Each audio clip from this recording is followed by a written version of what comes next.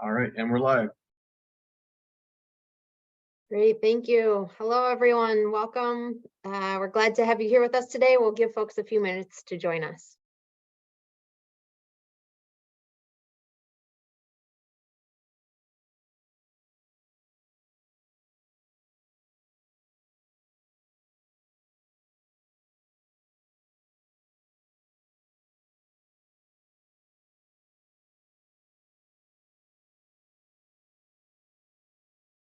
Realize for those on the East Coast, we're right at the noon hour, so grab your lunches and your snacks. We're looking forward to our conversation.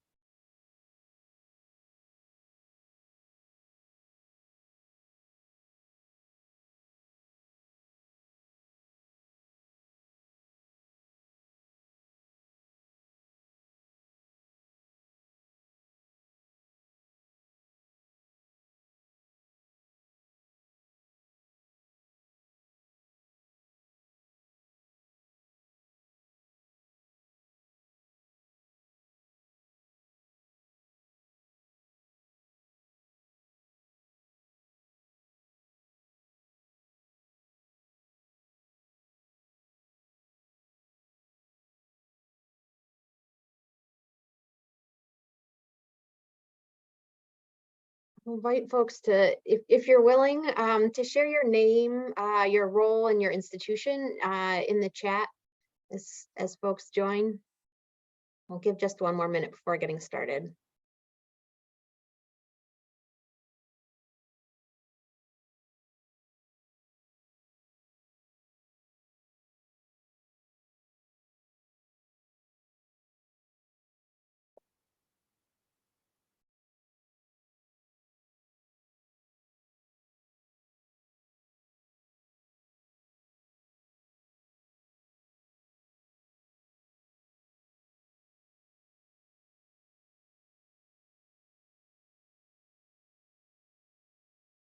I'm gonna go ahead and get started. Again, want to welcome everyone today for this conversation and webinar. My name is Sarah Abelson. I'm a research assistant professor at Temple University and a senior director at the Hope Center. For those of you who are not familiar with the Hope Center, we are a research action center focused on addressing student basic needs, including mental health and higher education. And I'm joined today by my colleagues to discuss our research on what works for promoting student mental health and preventing mental health disorders in higher education. In partnership with our organizations and the American Council on Education, we recently published a brief highlighting our findings from a comprehensive review of the literature. And we last month hosted a webinar to discuss the work. We're here today to continue that conversation and to dive in deeper into answering your questions. With over 1,000 registrants in this last webinar and a very busy Zoom chat, we didn't get to all of your valuable inquiries we received and follow-up questions from so many of you, and wanted to dive in further and spend more time on those today. So again, we thank you for being here and are glad to be part of this conversation with you. I want to thank my Hope colleagues who are working behind the scenes in the chat to share links and answer your questions and respond to any technical challenges. And I will start by turning it over to Holly Chessman, who will be moderating. We'll briefly introduce ourselves and then get started. Holly, I'll turn it over to you. Thanks so much, Sarah. It's great to be here. My name is Holly Chessman. I'm the Director of Practice and Research at the American Council on Education, where I primarily focus on student campus mental health as well as presidential leadership. So I'm excited to be here with all of you today, and I'll throw it over to Sarah. Hi, everyone. I'm Sarah Lipson. I'm an associate professor at the Boston University School of Public Health. And along with my colleague, Daniel Eisenberg, I'm one of the principal investigators of the Healthy Minds Network. I'll turn it over to you, Daniel. Hi, everyone. I'm Daniel Eisenberg. I'm a professor of health policy and management at the UCLA Fielding School of Public Health. And as Sarah has mentioned, I'm one of the principal investigators of the Healthy Minds Network. It's great to be here. I'm excited to be talking to all three of you again with our esteemed panel. We had a series of mental health webinars during the fall and spring last year, and this was the most widely attended webinar with this particular panel, with over 1,000 registrants and over 500 people attended the webinar. And so we're really excited to sit and talk with you all today. The origin of this work in particular, what Sarah was alluding to, the brief in particular, was a sort of a outgrowth of a lot of inquiries that we were getting from our college and university presidents who are members of the American Council on Education. One of those big questions was, what are evidence-based practices that my institution can invest in so that we can address the growing mental health crisis among our students? Other questions that came up, and we have other briefs: how do I address faculty and staff burnout on my campus? We have a brief and a webinar series on that. We also have a webinar and a brief on what counseling center directors want senior leaders to know about mental health in particular on campus. And then we also have another brief that we released at the end of June around teletherapy vendors and critical questions to ask before contracting with those. And so this particular brief, what works for mental health in higher education, was really an outgrowth of a lot of inquiries that we were getting at the council about how to best address this issue. And so with that, I'm going to start with kicking it off and to talk a little bit about administration, leadership, and policy, especially because our member presidents in particular are interested in this, but also because I think a lot of the audience had a lot of these questions, and they keep the policy, the administration and leadership came up quite a bit in the questions that we talked about. So the first question I'm going to pose, and Daniel, I'm going to pose it to you. So you're on the hot seat. How do we appease administration who want to do something fast, like immediately, like we got to get this issue addressed now, in reaction to the headlines or campus events, while we encourage them to be deliberate? I think that's a great question. I think it's a question I think that's relevant, not just this context of student mental health, but almost any important social or public health issue. There's always this sense of urgency and a sense of like needing to do something immediately, but also there's the realization that this is an enduring issue that's probably always going to be important. I think student mental health epitomizes that kind of dichotomy. There's so many headlines, and there's so many crises that emerge, but it really has always been important, certainly as long as I've been doing research, and I think well before then, it's been recognized as one of the top issues related to college students' success and well-being, and it probably will always be the case. Mental health is not a disease that's going to have a cure. It's so much more complicated and rich. So I would say my advice would be to see if there are one or two kind of easier things that could be implemented that are more visible, more tangible.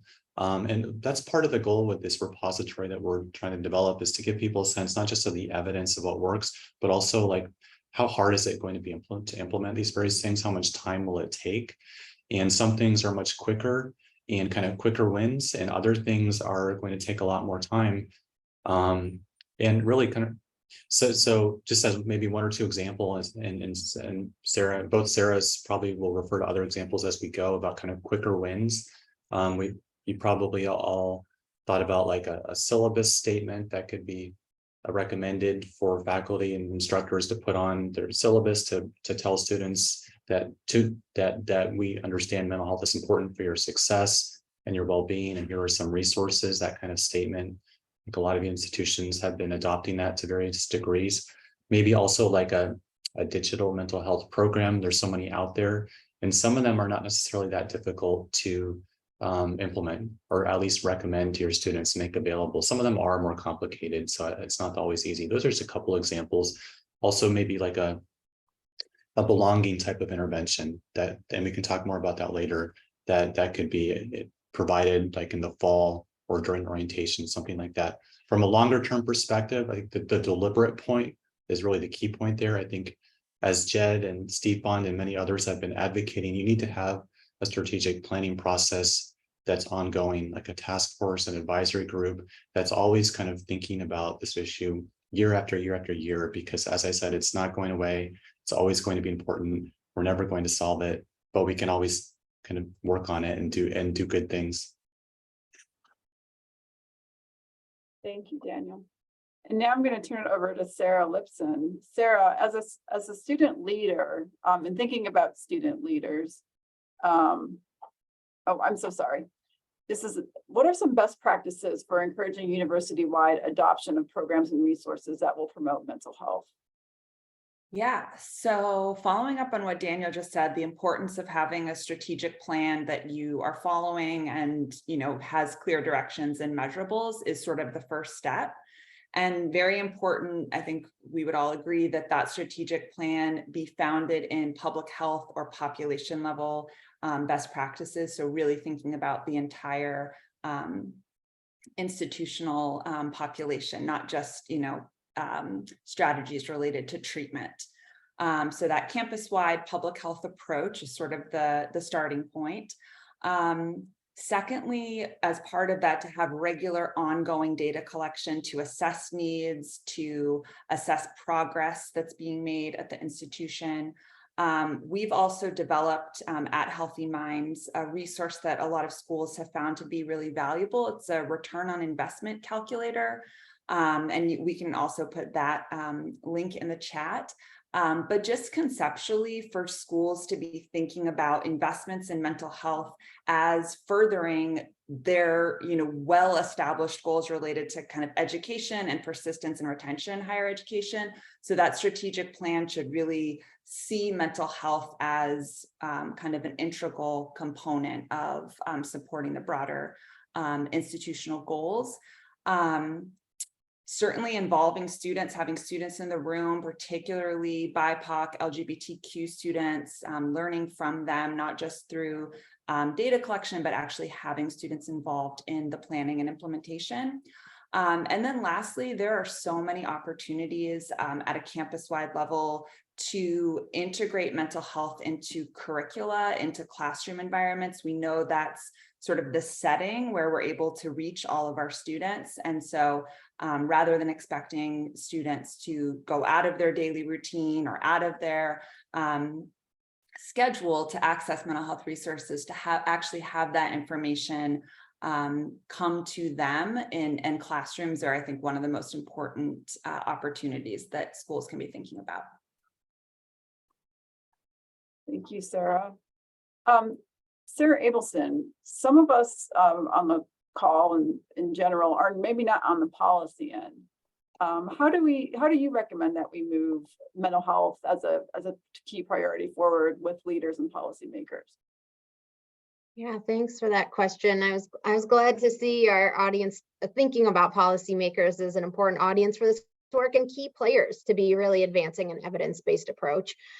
I think we've really seen a lot in our work, the value of both data and storytelling in terms of convincing policymakers. I think having population level evidence about the need at your institution and college and stories to really to bring to life the levels of need that we're seeing and their impacts when we don't respond, when students don't have the supports and services that they need and the consequences that have on their, academic outcomes. I think that has been really important.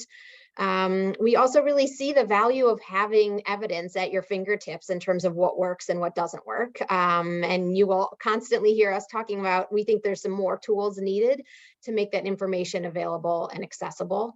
It's not easy for policymakers to sort of know that evidence is evolving, the field is large. So we are working on several things as a team to bring that evidence to sort of to life, to make it more accessible, to have us all armed with that information as we approach leaders and policymakers to encourage them to refer to it in their efforts. But I also think there's an opportunity for us all to just constantly remind everyone about the value of investing in what is most effective. It is not always what is the easiest or most obvious response, or even sometimes the most popular response. I think sometimes sort of something that's there and marketed well and sort of easy to purchase or easy to scale starts to be what gets used and promoted by policymakers. But it's not necessarily what is most effective. And if we're talking about how to spend limited dollars to really move the needle on improving mental health, we need to be focusing on what is most effective.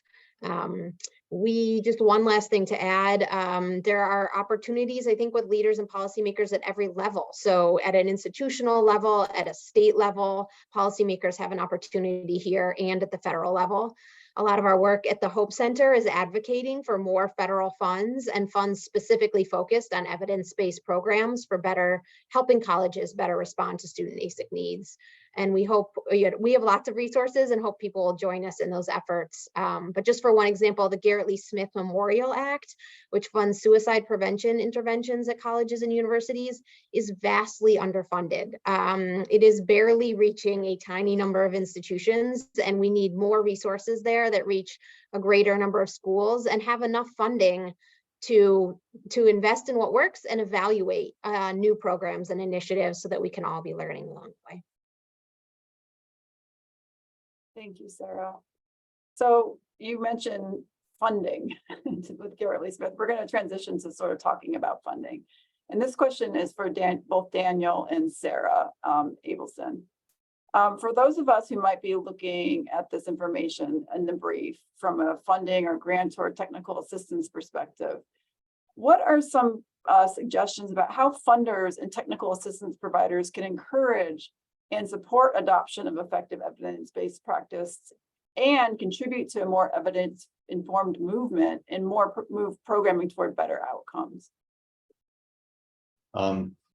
Well, so in recent years at the federal level and also at the state level to some degree, there's been increasing, I think, popularity of a concept called tiered evidence-based policymaking or tiered evidence-based funding. And the idea is that there are different tiers of evidence, different programs or services have different levels of evidence. And there's some programs and services that have really strong, clear evidence of effectiveness, others that are considered maybe promising practices. There's some reason to think they would be effective, but it's not clear yet. And so, for example, the federal home program supporting home visiting for families with infants that have various risk factors. That program dedicates about 80% of its funding to what they consider evidence-based programs, but then another 20% can go to programs that are promising. But the key condition is if you're going to get that kind of funding, then you also have to do a rigorous evaluation of your outcomes. So you can contribute to knowledge and help clarify whether these promising practices actually belong in the kind of the evidence-based, the clearly effective program.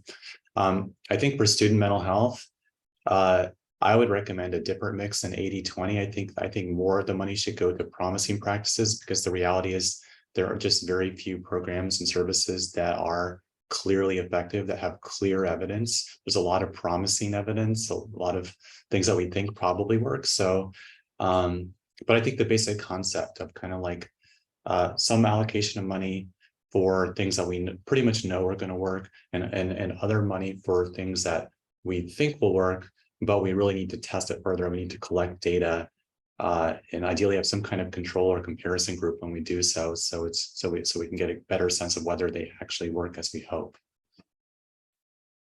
I would add just a few other things that, Daniel, I think you sort of beautifully captured what funders' role in this and sort of moving forward in evidence-based movement. I think, right, knowing the evidence base, investing in tools that help funders and others understand the evidence base, and investing in evaluation in the programs where we don't yet have the evidence base. I also heard in this question a question sort of the role of technical assistance providers. And just appreciate the recognition of the role of technical assistance providers, again, partly because it's not an easy job to stay on top of the evidence base. It's large, it's evolving, it takes a consistent effort. I think seeking out technical assistance providers who are prioritizing staying in tune with the evidence base. This is one reason why I'm at the Hope Center, is this is an explicit goal of our technical assistance, and I like being part of a team that has researchers and is building the evidence base as we are also providing technical assistance. But I think looking for technical systems providers that see the value of the evidence base, are working to stay on top of it as it evolves and contribute to it, and looking for teams where that's all happening at once is of value. And I think one of the things that to getting back to what Daniel and Sarah were talking about, when talking to funders in this space, they have raised, like, what do I throw my money toward? And I think your brief does a beautiful job of capturing those promising practices and those what would be quote unquote proven practices. And so it's a really great place for funders to start to sort of get a really good grasp on what are the things that are working out there as they're starting to review proposals for their next grant cycle. So we're going to switch now to sort of implementation. One of the things that we are thinking about is, like, we touched on this in the beginning, like if we've been doing it fast and doing it, being diligent in sort of how we implement these things. There are many interventions that are effective. And the main barrier that folks have experienced, and some of it others that in the chat experienced, was that only students choosing to attend events will benefit from them. So if there's a strategy and the student attends the event, then if they go to a gatekeeper training, they're going to benefit from the gatekeeper training. It seems that institutional changes are needed in order to have a genuine impact on students' well-being. Sarah Abelson, can you speak to this or recommend ways to work with this barrier in particular? Yeah, sure. I think I have sort of two answers to this question. One picks up on what Dr. Lipson was sharing about the opportunity to pursue the evidence-based interventions and implement them where students are already spending the time. So we review evidence in our chapter pointing to the fact that integrating these interventions within curriculum, within courses, delivering this content over the course of an entire term is more effective than a one-time thing that students sort of have to elect to come to. So I think there's all sorts of ways to integrate it. You could do supervised skills practice around some of these things as part of your athletic training and coaching and program, and that's going to have benefits not only again on the fields but in the classroom. So I think getting creative about where you can integrate the interventions to where students are already spending their time, have to spend their time. I think that's one answer to this question. But I think the other answer is that the question asker is right. We do need institutional changes. And there are a tremendous number of opportunities to not just do an intervention that one individual needs to come to benefit from, but to think about the institutional changes. And that is, we spent time on those in our chapter. And while they may have less evaluation evidence because they're harder to evaluate because they're population level approach, we think they're important, and we review and talk through the opportunities around policies pertaining to diverse populations and making sure you're meeting the needs of LGBT students and students of color, evaluating your financial aid policies, how your policies pertaining to students having access to food and to housing, thinking about your policies for transfer students. There's all sorts of ways that institutions can create more stress and more barriers for students or reduce them and create healthy and safe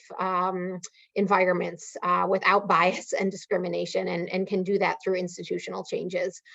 So I think that's also correct, that an important part of this work will not just be doing interventions that students need to come to, but thinking about those policy changes. Dr. Lipson, do you have anything to add to that? I think that's a great answer.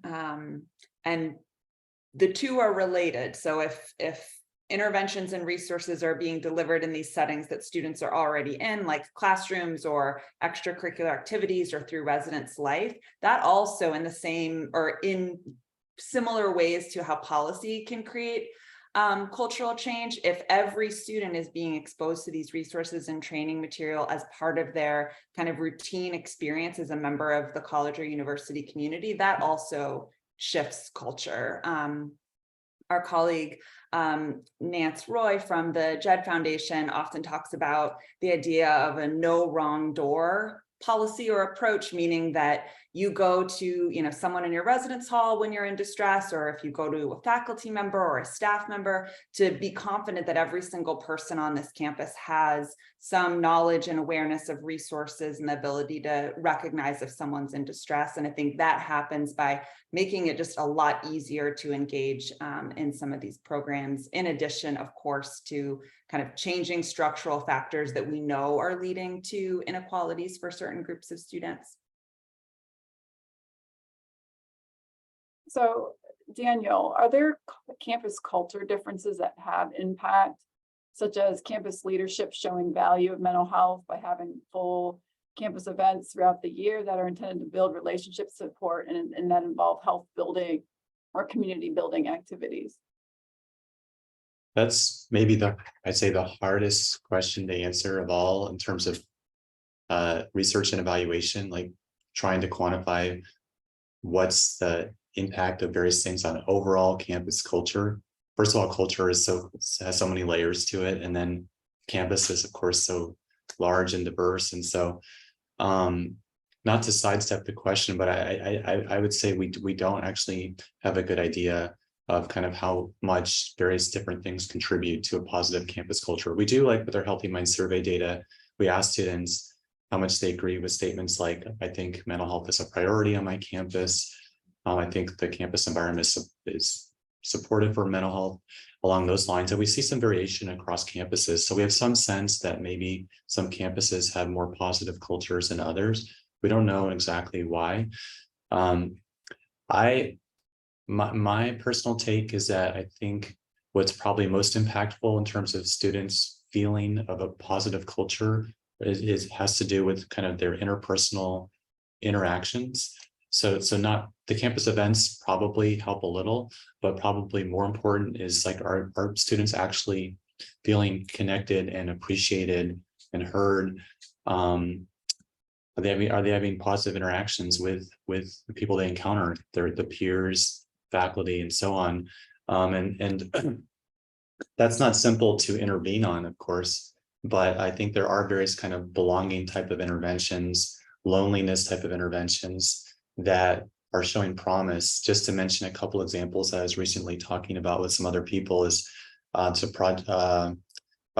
program called Colors and Connections that Jeremy Noble at Harvard has developed, and some various campuses across the country are using that, or another program called Project Connect that Jessica Gifford has developed and several campuses are using. And both of them basically bring together peers, students, to around kind of certain topics. They're kind of fun, they're creative, and they're kind of interacting with each other in a positive, meaningful way. It's brief, but it does seem to have some good outcomes. So I think those types of kind of more micro level interactions potentially have maybe the most ability to change the overall students' at least experience of an overall culture on campus. Because you start multiplying out those positive interactions, then I think they get a feeling overall that it's kind of a supportive place to be. But our repository is going to certainly try to clarify this further. There's a lot that this has not could I left unsaid that we just don't know. Daniel, can you talk a little bit about the repository that you've mentioned? Yeah. So well, just very quickly, the idea is that we're building, I think Sarah Abelson said a bit about this before, but building a database that lays out what works to support student mental health from a public health perspective, kind of like campus level or like interpersonal level. So not clinical services, not individual level, but more kind of like community level or group level interventions, preventive interventions, system level interventions. What supports student mental health? What's the evidence? What has strong evidence? What is incomplete evidence? What is weak evidence? How can we improve the evidence? And also this database, this repository, our hope is that it will be surrounded by a network of schools and experts and partner organizations who can then help everyone make sense of it. So if you go to the repository, you try to think about like a peer-based program for your school, you could then connect with other schools that have tried various programs and learn from their experience, or maybe even try something together as kind of a learning cohort. Thank you. So let's flip the script for a minute to faculty and staff. We've been talking a lot about students. Do you consider it just as vital to ensure that not only students have mental health resources, but also university employees that interact with them on a daily basis? Sarah Lipson, what are your recommendations for the faculty and staff at a university? Yeah, so I think there's two, this is going to be an oversimplification, but there's sort of two priorities related to faculty and staff. And I think one is being talked about more than the other. The first is the role that employees play in supporting student mental health. So as quote unquote gatekeepers, but also in the ways, particularly for faculty, that we're shaping our classroom environments. We know that there are certain, teaching practices that are negatively associated with student mental health, like grading on a curve, for example, or things that really kind of engender competition. So there's the role that faculty and staff can play as gatekeepers and as, potentially creating protective environments for students on campus. And then the second is faculty and staff, their own mental health and well-being. The way that this question is asked is like, is it just as vital to think about faculty and staff as it is for students? So kind of from a public health perspective, the age of onset for mental health problems sort of coincides with the traditional college years. So many students are experiencing their first signs and symptoms of mental health problems, or an intensification of problems, or they're living alone or experiencing kind of newfound autonomy during their college years. And that also involves, being responsible for addressing their mental health and seeking out services. That's not to say that there aren't faculty and staff who are sort of also within that age range, but I would say from a public health perspective, it's really, really important to be thinking about kind of adolescent and young adult mental health as a huge priority.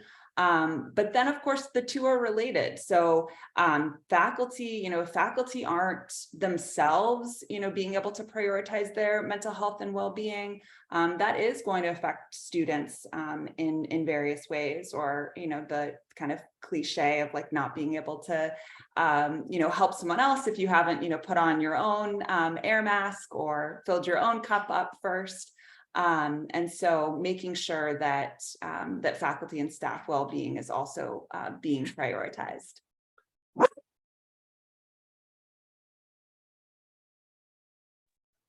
Thank you, Sarah.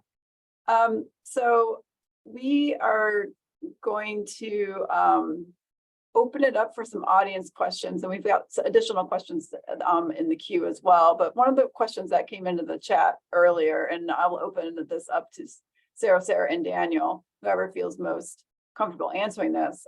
Do you have any recommendations for digital training for students that is not too expensive? Because the suite from one of their vendors is old and doesn't have mental health training for students in particular, and to add one is very expensive. So any recommendations that you have or have heard of that might be helpful?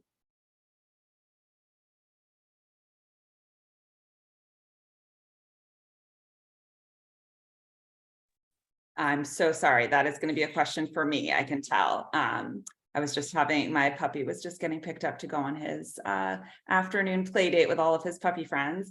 I'm so sorry, Holly. Could you repeat it, or Sarah or Daniel, if you wanted to chime in? Happy to repeat it. I can also jump in, Holly. I'll jump in, Sure. start answering it. I think what we have is the question was about sort of digital interventions and trainings for students. And I'll say a few things here.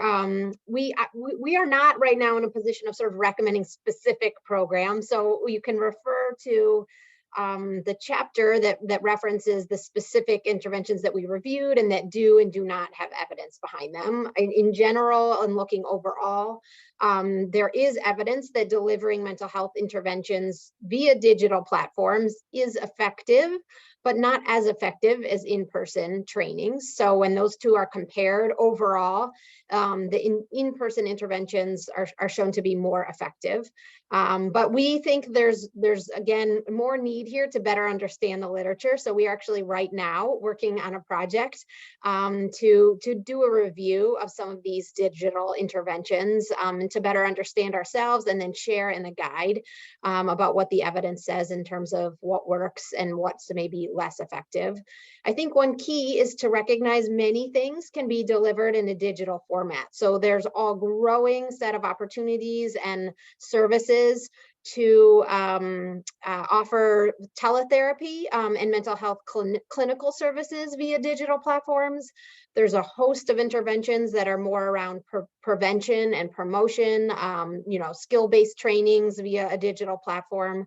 And then there's digital platforms and interventions around sort of psychoeducation and sharing information. I think some of our overall findings in terms of what is most effective apply in the digital realm as well. So things that are going to include skill-based training are likely to be more effective than just an informational tool in a digital format. But I think, again, we need to do more here to better tease out and understand what the evidence says is most effective. Daniel, anything else you would add to that?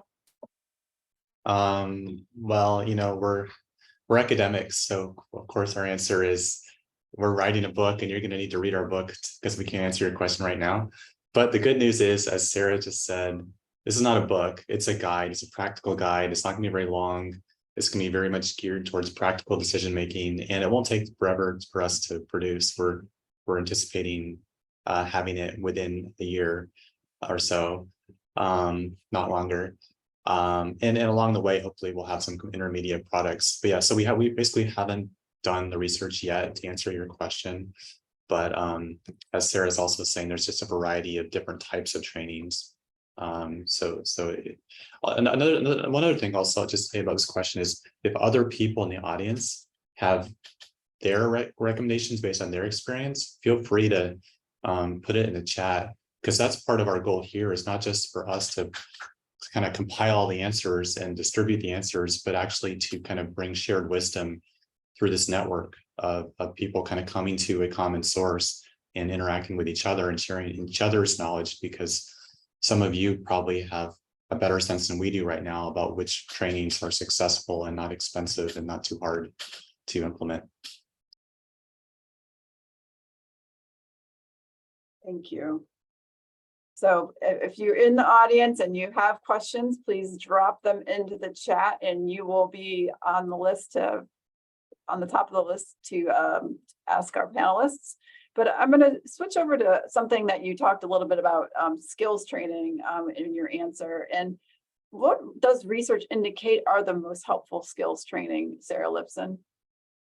Yeah, and this is sort of also like an implementation question. So the first part is to have opportunities to actually practice those skills. So if anyone's ever gone through taking like gatekeeper training as an example, it's a lot of information that you're receiving, and you might feel kind of confident, right after the training, like, yes, I'd be able to identify these signs and symptoms. Yes, I know what resources are available. I kind of have a language that I would use to ask someone how they were doing. But weeks go by, months go by, a full semester goes by, and those skills are going to deteriorate in some ways. So I think the most important thing is to have skill training as part of interventions, and then to refresh on that over time in multiple ways, really having opportunities for folks to practice the skills. And that also includes, mindfulness-based trainings.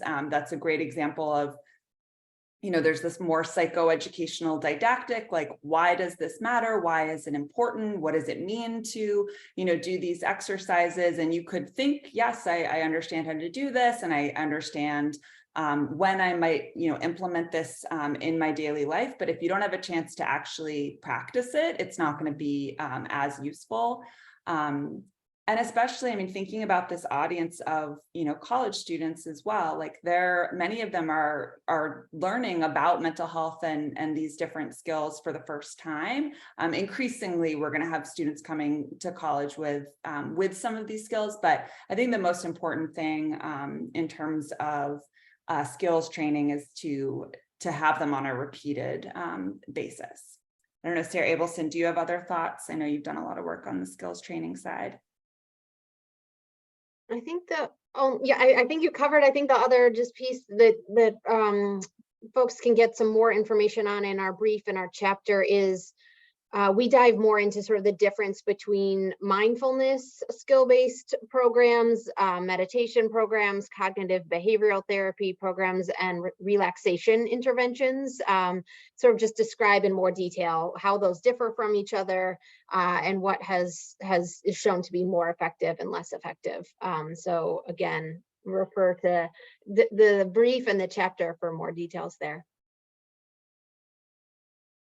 So sticking with this training, for most effective practices that you present, they all require some supervised practice. This is very time intensive and limited in scope. Any suggestions on how something might scale from at that level? Yeah. A few thoughts there. I think we're going to be a little bit of a broken record here, but about the value of sort of integrating into courses and curriculum.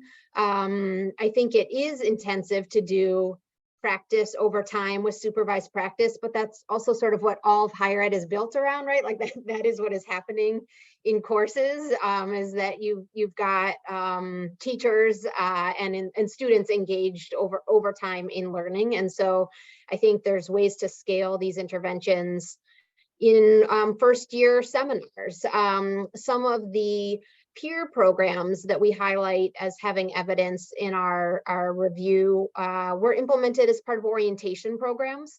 So they, again, are shared with all incoming students through an orientation program. So that's, I think, another way to think about scaling.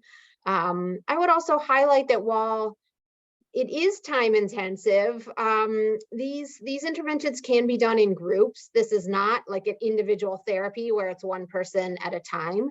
You can train lots of different folks to be the providing supervised practice. So you could employ peers, which could be a career development opportunity for students, and they could be part of implementing these interventions. It doesn't require clinical training and expertise to be delivering these skill-based interventions and providing supervised practice. So again, while there's some challenges to scaling, it's easier to scale these interventions than it is to get therapy to every single student.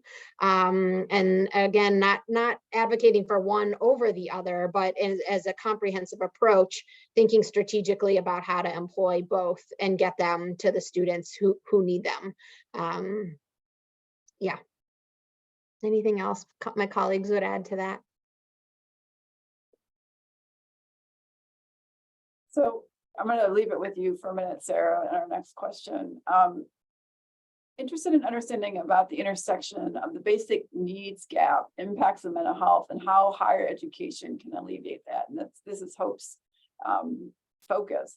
Any readings or resources that can be shared in this area? Yeah, thanks for that question and for the attention to the relationship between basic needs and mental health. I will be happy to share some resources in the chat. First, I would refer you to the Hope Center and our website. We focus broadly on these issues and have many resources, both for understanding the research, but also getting sort of guidance on what colleges and universities can be doing to better address student basic needs. There is ample evidence showing the link between basic needs insecurity and mental health concerns. So I'll put some links in the chat, but research demonstrating that students who are experiencing food insecurity, for example, are more likely to be experiencing depression and anxiety.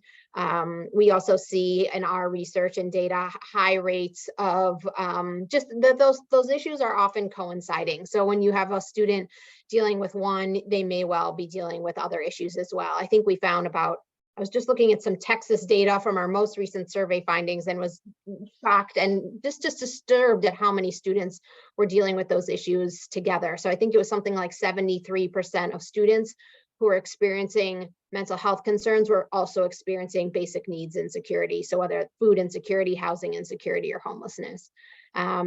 So there is a link, and working to address food and housing and financial security is a valuable upstream approach to be better supporting students' mental health.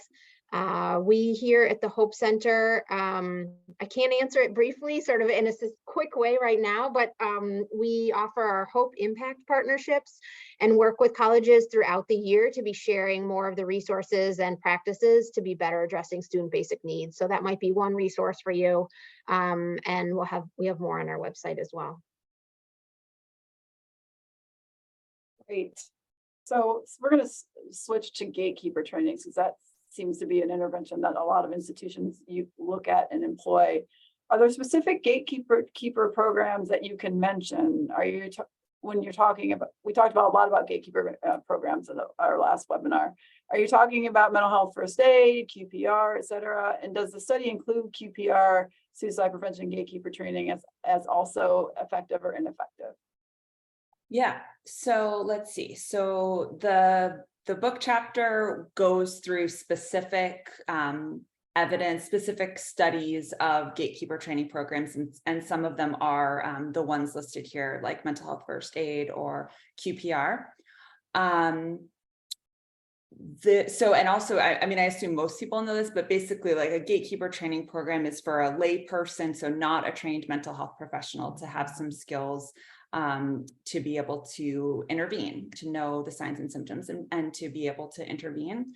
These approaches are widely implemented across institutions. There's a lot of sort of homegrown, individualized gatekeeper training programs. My own institution has that. It's still based in these tenets of gatekeeper training programs, targeting, lay people, but it doesn't, it's not one of these more kind of commercial approaches.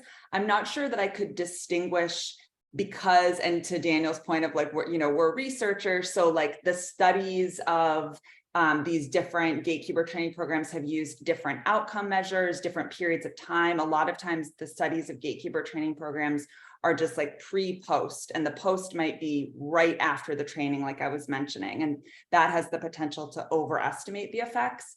And also across the board with all gatekeeper training programs, it's most common that the outcomes that are being looked at are among the people who've been trained as gatekeepers, and it's about, their knowledge, their confidence serving as gatekeepers. And those are, of course, really important indicators, but there's been very, very, very little data actually from the target population. So Daniel led a study that I supported that was a study of a widely used gatekeeper training program where we did collect data from the students. So there were the individuals trained as gatekeepers, and then we had data from them as well as from the students in the target population. And in that case, we found null effects, so no effects in terms of increased help seeking among students, even when we looked at students with high levels of baseline distress. So for these students, being in this case, the setting was residence hall. So being in a residence hall where your resident advisor had been trained in gatekeeper training programs did not seem to have an effect on actual help seeking behavior for the student population. So I don't see it, and anyone can feel free to disagree. I don't see the weaknesses and challenges related to gatekeeper trainings as being specific to one program or another. And I think it's, we should assume there's going to continue to be many different forms of gatekeeper training programs of different lengths. But there's so much that we can do in terms of enhancing the ways that we measure the effectiveness And related to what we said earlier, so many schools are doing gatekeeper training programs as kind of one-off approaches, and that knowledge and skill set is likely to deteriorate over time. So for schools to kind of make good on that investment means there should be refresher or booster sessions that will, continue to keep those skills fresh, and of course to have opportunities to actually practice the skills. Thank you, Sarah. And we're going to switch over to peer programming, and then I believe we want to take some time to do some closing out. So looking at peer programming, there's a movement sort of where, like, do we have peers sort of step in to support students and as they're maybe struggling, or help them in their academic journeys? Daniel, how do you respond to the fear that peer programs increase the liability for college counseling centers as a potential issue? Yeah, well, of course, peer programs are doing a variety of things. So I think some types of peer programs, there's probably less of a concern about liability because the peers they're not like the ones I mentioned about related to belonging, or just bringing peers together and kind of facilitating positive interactions that are going to hopefully reduce loneliness, increase social connectedness. There's no pretense that this is like any form of like formal support. So I can't imagine. I mean, of course, you want to have some oversight just to make sure if some kind of problem emerges, somebody's available to help. But I can't imagine liability concerns are large for that type of approach. I think it's maybe the approach more where peers are trained and they're in kind of a somewhat formal role, like a wellness coach, or kind of like a formal source of support. But many programs have overcome this, and we're not hearing about a lot of problems on this front. So I think it's a very manageable, very reasonable concern, but very manageable. And again, this is what peer programs is one of our, like some of our priorities for what we're going to put out in the repository: gatekeeper programs, peer programs, digital programs. These are the things where I know a lot of people are wondering, like, what are the ones we should consider, and how do we deal with some of the key challenges? And so that's kind of information that we'll try to make clear. The Mary Christie Institute recently published a nice report summarizing kind of the landscape in terms of peer programs. So that's something to look at as well. You just probably search peer programs, mental health, Mary Christie Institute, you'll find it quickly.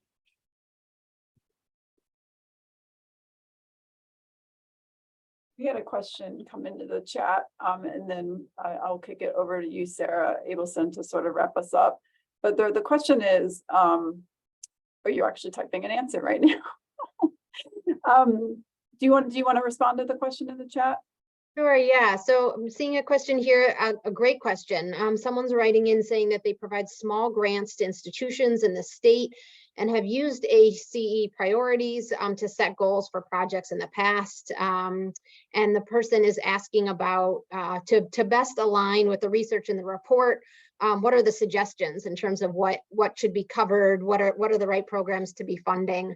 And I would say here, we've talked a bit about it, but in some ways this is a good summary point to end on, that there really are a set of programs that we summarize as having proven effectiveness in the brief, and a set of interventions area that we describe as having promising interventions, or sort of with promising evidence. And I think we have a chance to do more to invest in those initiatives. So we've talked today about skill-based interventions with supervised practice. So moving beyond simply psychoeducation that's just providing information alone, but moving into efforts to train students in skills that enhance coping and ability to manage stress. Those are interventions with proven effectiveness. And then there are also promising interventions such as peer programs, and belonging interventions, other interventions that are incorporating mental health into curriculum and the learning environment. We talk about these in more detail, but I think there is the chance for funders and policymakers to be spending more resources on the interventions we highlight as having proven effectiveness and promising evidence, and try and help all work together in shifting from those strategies that have been really popular but have less evidence of effectiveness, or getting more creative about how we implement those and doing it differently. So Dr. Lipson talked today about the fact that there's been some significant research and a lack of findings in terms of the effectiveness of gatekeeper programs and really helping getting students to care who need it. So if we're going to be investing in those programs, thinking about new ways to do it, thinking about how to follow up on the training over time, about how to get it to a whole group of people in a way that it's not sort of diffuse across the entire campus environment, and invest in evaluating those efforts as we get creative with them over time. So that's how I would answer that question. Daniel or Sarah, anything you would add? I just have one quick addition to that recommendation of investing in the programs that are effective. Even the programs that have proven effectiveness, there's so much need for building the evidence around the effectiveness for diverse student populations. So I would see that as another priority for funders to say, for a proposal to justify, this is why we're going to be testing this intervention. And also, we're making explicit efforts to reach students of color, first-gen low-income students, LGBTQ students to understand we need to build up a lot more evidence around the effectiveness of all types of interventions for minority student populations. Anything to add, Daniel? Just I could say again, I think this repository that we're trying to build could really help the question provide an answer, because I think ideally with your funding program in your state, you'd be able to kind of take this tiered approach that we talked about, where you could tell campuses, okay, you can have, there's some portion of money that could go towards the effective practices, and here's where you can find effective practices like in our repository, and then some portion that go to promising practices. So we're trying to build that, and we're gonna do it collaboratively with a lot of organizations, and we also would love to talk with some of you in the coming weeks and months if possible. So maybe in our debriefing email after this webinar, we'll just mention this possibility that we'd love to talk with you, to hear from you, like, what should this repository look like? What information do you want to see in it that is going to help inform your funding program or your campus decision making?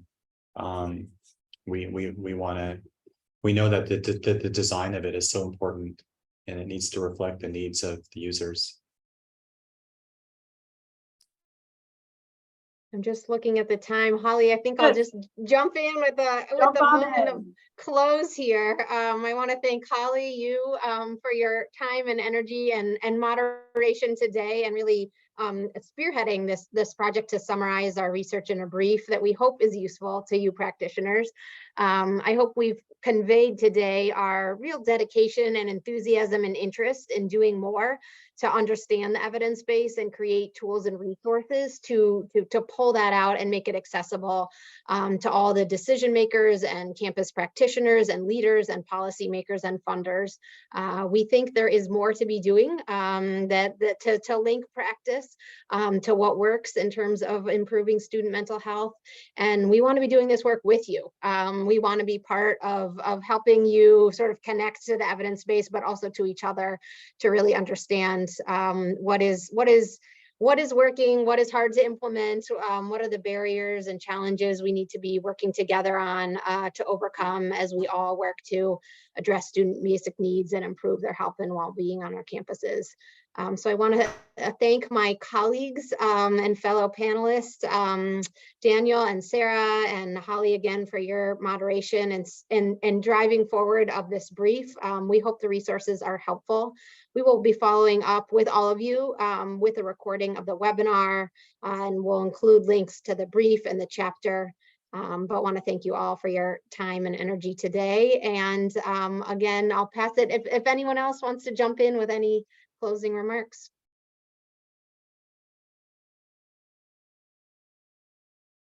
Yeah, hopefully we'll be in touch with folks. We would love to just continue this conversation.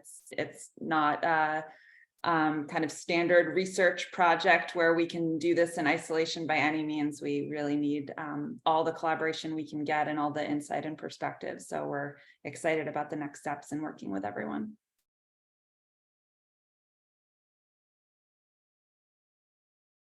Thank you again for spending your lunch hour with us today. We hope everyone has a good afternoon.